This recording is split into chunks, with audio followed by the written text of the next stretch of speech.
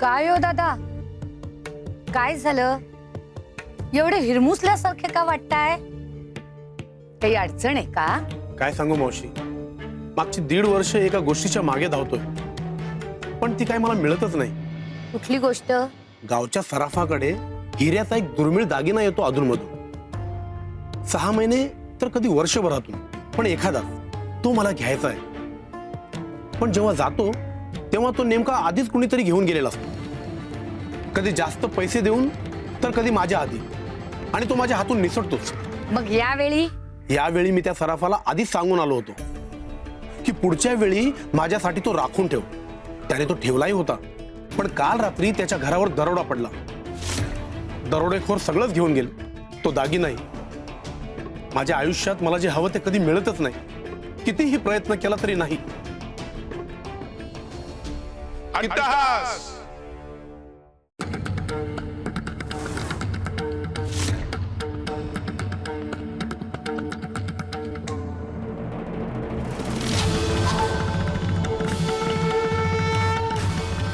तुमचा अट्टहासच तुम्हाला हवी असलेली गोष्ट मिळू देत नाहीये. एखादी गोष्ट आवडणं वेगळं आणि एखादी गोष्ट मला हवीच हा हट्ट धरणं वेगळं.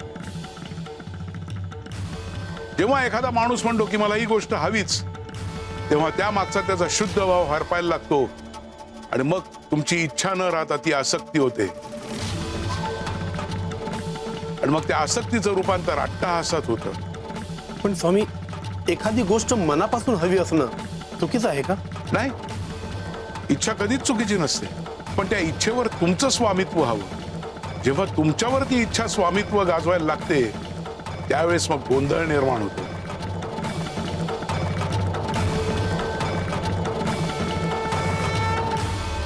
सुंदरे, आतून 2 काचेचे पेले घेऊन ये, एक लहान आणि एक मोठा. हो स्वामी देवा.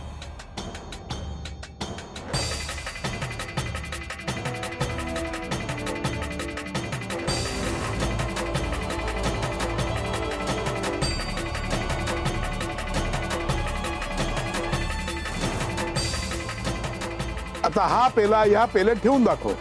हे कसं शक्य आहे स्वामी? मोठा पेला लहान प्याले कसा बसेल?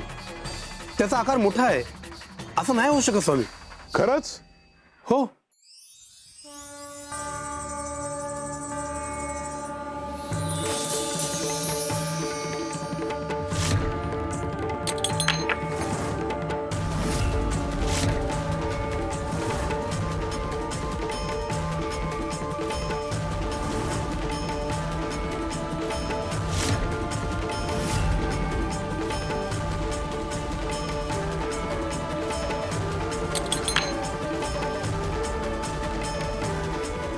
बसला का?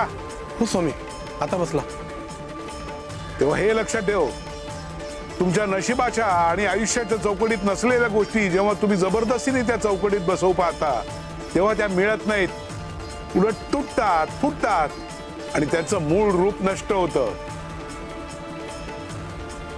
जे तुमचं नाही ते हिसकावून मिळवता येतं, पण टिकवता येत नाही.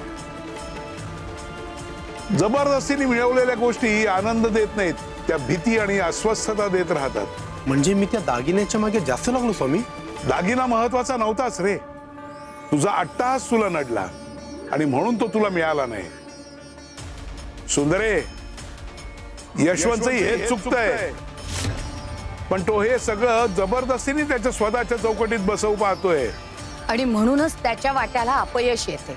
हो, कारण नियतीने नाकारलेल्या गोष्टी जेव्हा तुम्ही हट्टाने मिळवायला जाता तेव्हा सगळ्यात आधी विवेक तुटतो आणि मग विनाशाची सुरुवात होते.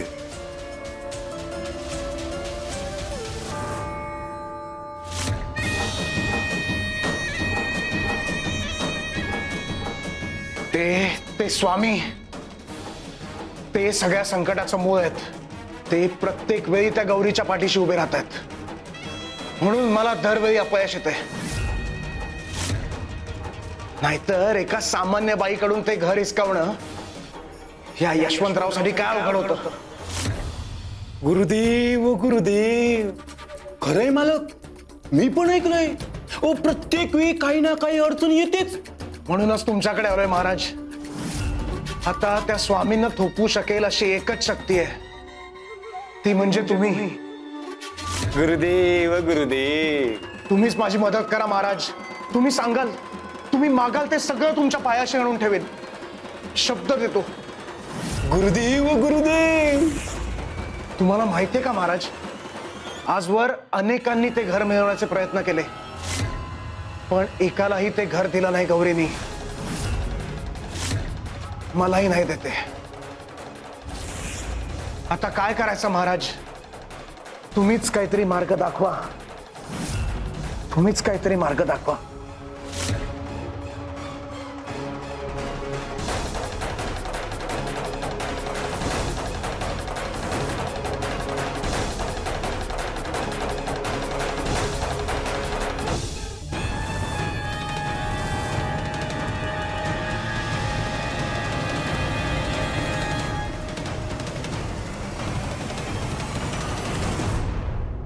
गुरुदेव गुरुदेव. बोला मार्तंड महाराज की जय. मार्तंड महाराज की जय. गुरुदेव गुरुदेव. हे काय आहे महाराज? संकेत, साक्षात नारायणाचा संकेत. यशवंत, ते घर तुझं होणार हे निश्चित. हे तोरण नीट जपून ठेव. जेव्हा ते घर तुझ्या ताब्यात येईल ना, तेव्हा हेच तोरण त्या घराच्या दारावर लाव. गुरुदेव गुरुदेव. मला माहित होता महाराज, तुमच्याकडेच काहीतरी उत्तर असेल. हा? अरे उत्तर तर आमच्याकडे असतातच, पण आमच्याकडे एक उपाय सुद्धा आहे. कसला उपाय महाराज? घर मिळवायचं ना तुला? हं? मग सोपा मार्ग आहे.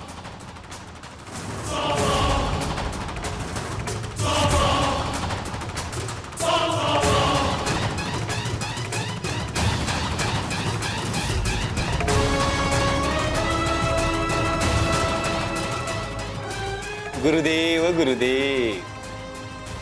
वा महाराज, हा उपाय मला आधी का नाही सुचला? कधी कधी सरळ मार्गाने काम होत नसेल की वाट वाकडी करावीच लागते. वाकडी वाट नेहमी लहान असते, म्हणून ती अनेकांना सोपी वाटते. मला फक्त लक्ष गाठायचंय.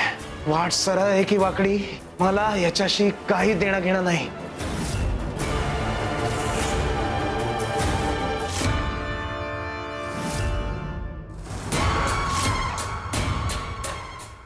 नमो नारायण, नमो नारायण, नमो नारायण. गुरुदेव गुरुदेव.